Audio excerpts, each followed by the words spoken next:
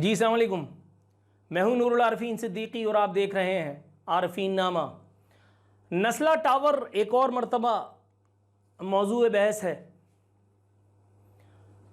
एक और मरतबा अपना गुस्सा, कहीं का गुस्सा कहीं निकालते हुए साहब ने शह सुर्खियों में आने का क्या खूब मुजाहरा फरमाया है।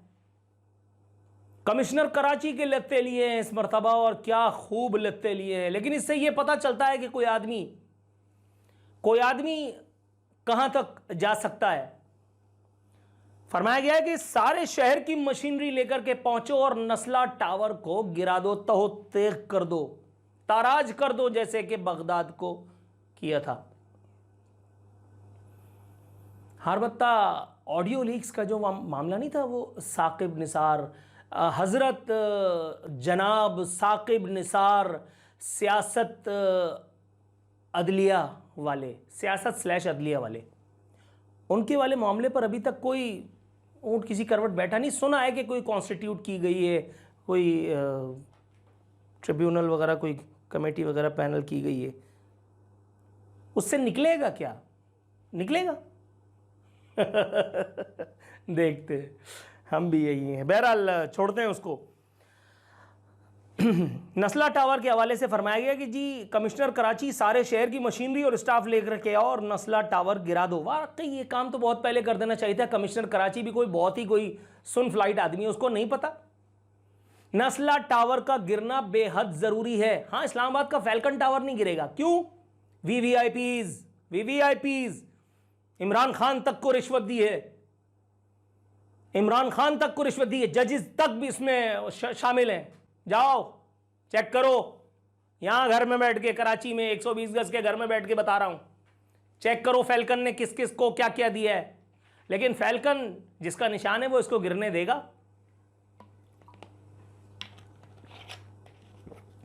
फैल्कन निशान है और उस अमीर का जिसके दिमाग में अमीरी का खन्नास है। फैल्कन निशान है अमीर और गरीब तबके के दरमियान उसे एक इम्तियाजी लकीर का, जो पाकिस्तान में अज़ल से है और अब तक हमेशा कायम रहेगी। फैल्कन टावर को कुछ नहीं होगा, फैल्कन को कुछ नहीं होगा। अब मलिक रियाज की बुलंदोबारा इमारत, चाहे वो लोगों की ज़मीनों पे कब्ज़ा करके बनाई जाए, उसको कुछ नहीं होगा। होगा तो नस्ला टावर का, और होना ही चाहिए, क्योंकि नस्ला टावर एक आम आदमी ने लिया था, मिडिल क्लासियों ने लिया था। किसी ने अपनी बीवी का जेवर बेचा था, किसी ने अपनी जो है वो पेंशन के पैसे, जो बेनेवलेंट फंड के पैसे, जो रिटायरमेंट के बाद जो रकम मिलती है उससे, किसी ने किसी कारोबार से जो रकम निकलती है, कुछ ना कुछ मिन्नतें तरले करके किसी ने वो खरीदा होगा। नस्ला टावर बन गया। नस्ला टावर बनते वक्त यहां पे ना सुप्रीम कोर्ट थी, ना सुप्रीम कोर्ट के चीफ जस्टिस थे, ना यहां पे इंटेलिजेंस थी, ना यहां पे आर्मी थी, ना यहां नेवी थी, ना यहां एयरफोर्स थी, ना यहां सदर था, ना यहां प्राइम मिनिस्टर था, ना यहां गवर्नर था, ना यहां सीएम था। सब ये governor, CM, supreme court, chief justice, high court, फलाना ढिकाना, सुप्रीम कोर्ट, बार एसोसिएशन, ये सब नस्ला टावर बनने के 1 महीने के बाद आए हैं। इससे पहले पाकिस्तान में इस नाम की कोई चीज नहीं होती थी। मीडिया कवरेज का ये खब्त अल्लाह गर्क कर दे, इफ्तिखार चौधरी और साकिब निसार की नस्लों को अल्लाह ताला बर्बाद कर दे, ताराज कर दे।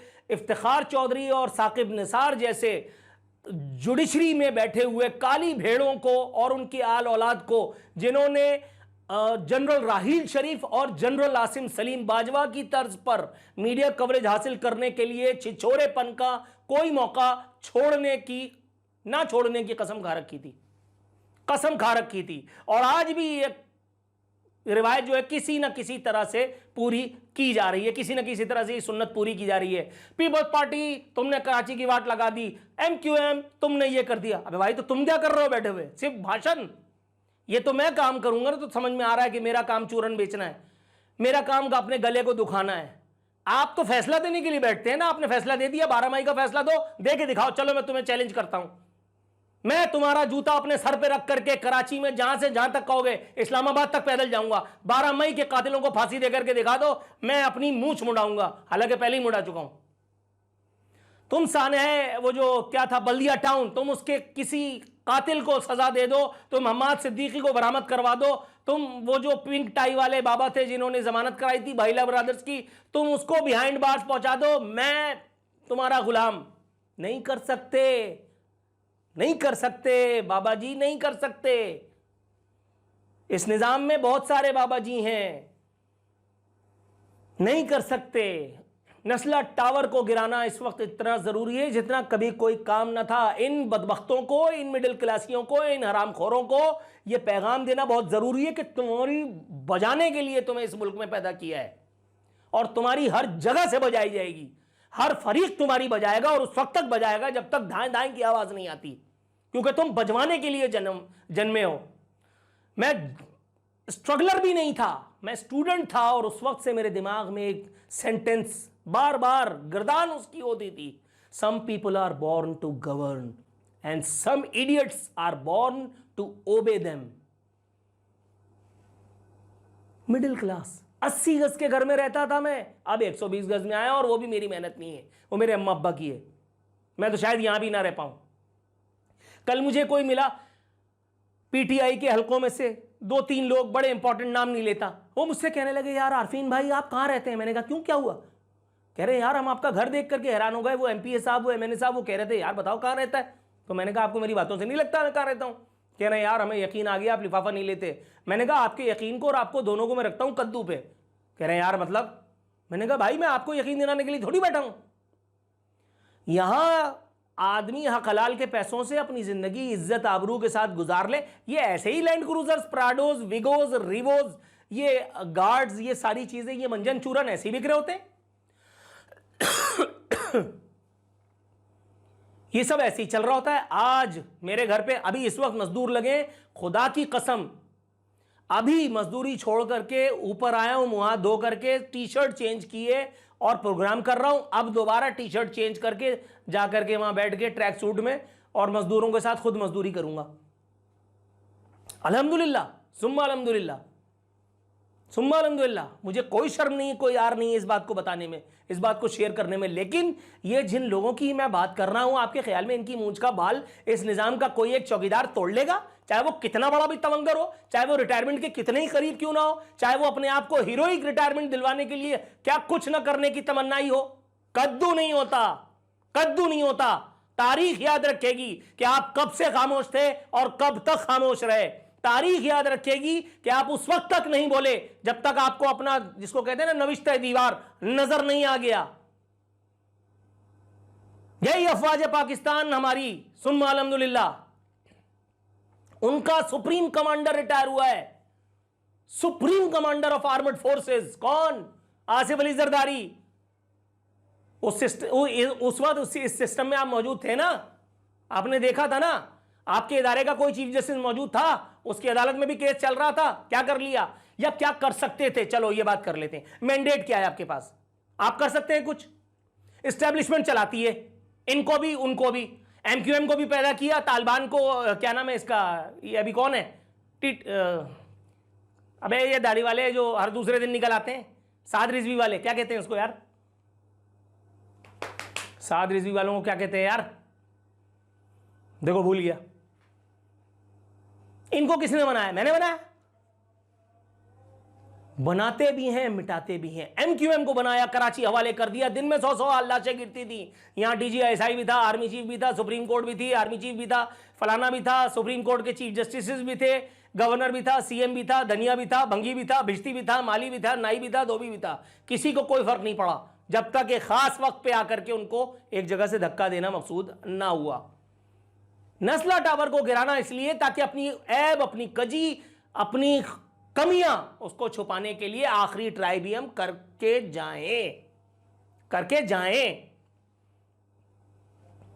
मैं कह रहा हूं ना, फैल्कन को गिरा देंगे। शाहरा फैसल पे ये जो मैकडॉनल्ड्स बना है, चलें आए जरा इसकी तरफ मशीनरी लेकर के आए। सीओडी रोड पर ये हमारे भाई लोगों की जो जितनी वो हैं, क्या उसको कहते हैं यार, शादी हॉल, यही साहब थे, इन्हीं की मैं पढ़ रहा था कि जी फौज का काम कारोबार करना तो नहीं है, चलो आओ, मैं चल के काला पुल के करीब शादी हॉल बने हुए, वीआईपी, वीवीआईपी, आए उनको गिराते हैं। गंदा है, सब गंदा है ये। और ये धंधा करने वाले जितने गंदे हो रहे हैं और आगे होते रहेंगे। सुप्रीम कोर्ट, आजाद अदलिया, फलाना फलाना फलाना, आज क्या स्टेक पे आ गया। साकिब निसार कहां तक पहुंचा अल्लाह ताला ने। हाई कोर्ट के जज की हैसियत से रिटायर होता, किसी को नहीं पता चलता कितना 2 नंबर आदमी था, कितना करप्ट आदमी था। अल्लाह ने पहले उसको सीढ़ी फराम की, चीफ जस्टिस ऑफ पाकिस्तान बनाया, और वहां से फिर उसका जवाल शुरू हुआ। वो मीडिया कवरेज का शौक उसको यहां तक लेके आया। उसको शराब और शहद में फर्क तमीज नहीं थी। ये हमारा चीफ जस्टिस था। चीफ साहब कहते हैं कि हमने कभी डिक्टेशन चीफ साहब जो डिक्टेशन नहीं लेता ना, आप समझ रहे हैं मैं क्या कह रहा हूं, आपको पता है। ये अलग बात के तौहीन अदालत का नोटिस लेकर के मुझे भी फैसल रजा अब्दी की तरह आप निशाने इबरत बनाने की सही कर डाले। आप ऐसा करने में हक बजाने में जनाब, मैं आपको रोकने की पोजीशन में भी नहीं हूं। शायद दूल्हा लंगड़ा कोई वकील आकर के फी सबीलिल्लाह या थूक लगा करके मेरे साथ खड़ा हो जाए, लेकिन फिर भी होगा वही जो आपने तय किया है। आपने का मतलब पीछे, समझ रहे हैं ना आप, टेलीफोन आता है, फैसला आप नहीं कर सकते, मेरा फैसला भी आप नहीं कर सकते। अब आप देखें कि किस हद तक अदाकारियां होती हैं अदालतों में। कहते हैं कमिश्नर कराची से मुताल्लिक इस्तफसार किया गया कि ये किस ग्रेड का अफसर है, जिस पर एडवोकेट जनरल ने बताया कि कमिश्नर कराची ग्रेड 21 का अफसर है। ये कोई डिस्कशन है अदालत में? चीफ जस्टिस को नहीं पता कमिश्नर कराची कौन है। चीफ जस्टिस को नहीं पता कि कमिश्नर कराची की तनख्वाह कितनी है। चीफ जस्टिस को नहीं पता कि यहां कमिश्नर कराची से ऊपर भी कुछ लोग हैं, बुलाओ ना उनको। यार क्या है यार, जिसको सियासत नहीं करनी वो साला सियासत कर रहा है, जिसको सियासत करनी है वो जाकर के जूते चाट रहा है, जिसको कुछ और काम करना है वो आकर के बैठ करके सबको एक दूसरे को लड़ा करके शह दे करके अपना माल पानी कमा रहा है। किधर पैदा हो गया हूं यार, क्या पागलों की बस्ती में, पता नहीं कैसे कटेगी, मैं तो समझ से बाहर है। दुनिया के शायद किसी और पढ़े लिखे मुहज्जिब मुल्क में, मुहज्जिब माशरे में होता तो शायद मेरी भी चैन से कटती, मेरे बच्चों की भी, मेरी आल औलाद की भी, और उनके अगलों की भी। पता नहीं क्या होना है, पता नहीं क्या होना है। अदालतों में बैठ करके सियासत करते, सियासत बैठ करके जाके जीएचक्यू में करते, जीएचक्यू वाले बैठ करके वहां कहीं किसी और को कुछ कह रहे। ये क्या ड्रामा है यार। हकीम के पास दवा लेने जाओ तो साला प्लम्बर निकलता है, प्लम्बर के पास जाओ तो वो नाई धोबी दुनिया निकलता है। यार कौन लोग हो यार।